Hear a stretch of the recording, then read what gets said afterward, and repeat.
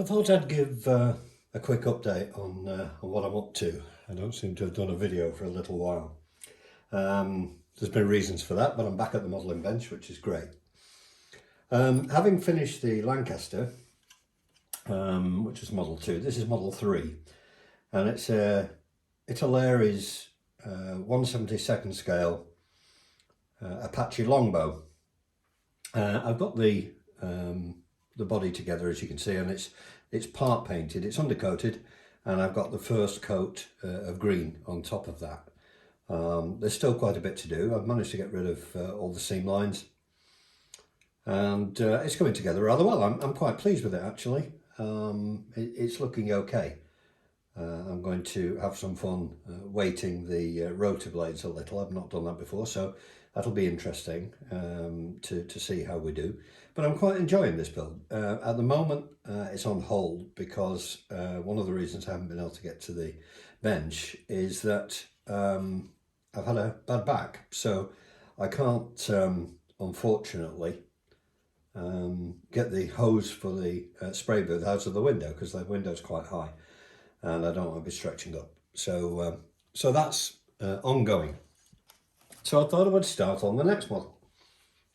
And the next model is this, the Leyland Retriever from ICM. I thought I would have a go at a vehicle, and this seemed like a really nice vehicle to have a go at.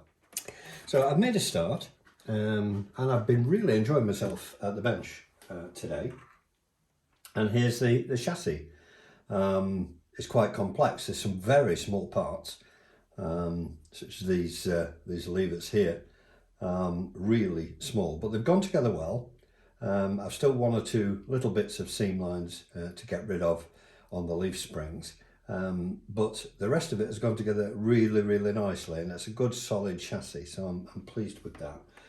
And I've also managed to complete the engine, so that's the engine put together for now. It's a really nice engine. It's a shame it's probably going to be hidden because the engine is in the cab of the Retriever. It's going to be tricky to make it visible, but we'll see. I shall probably hand paint this up before I put it in anyway, because it's a good excuse to do some work on the engine. But it went together really well, and the fit is exceptional.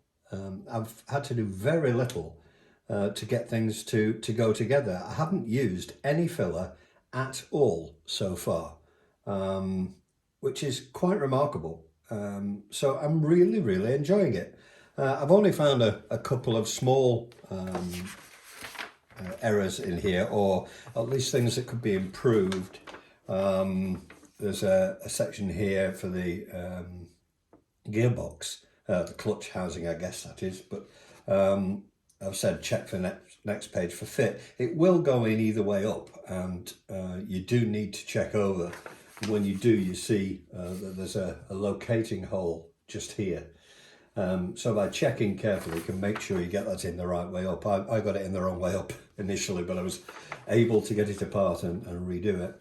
And the other one so far is the fan blades, where it's shown to go onto what is basically just a part without a hole, and there is a hole above it specifically for the fan, and if you look here you can see that it's in the right place on this thing, so that's an incorrect placement.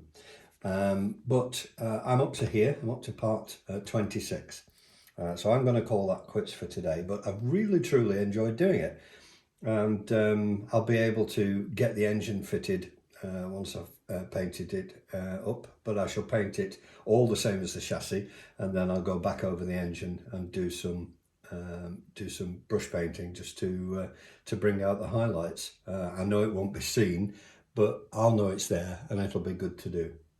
So I hope you enjoyed that. It's a quick update. So this is model number 4, and we'll see where we go from here.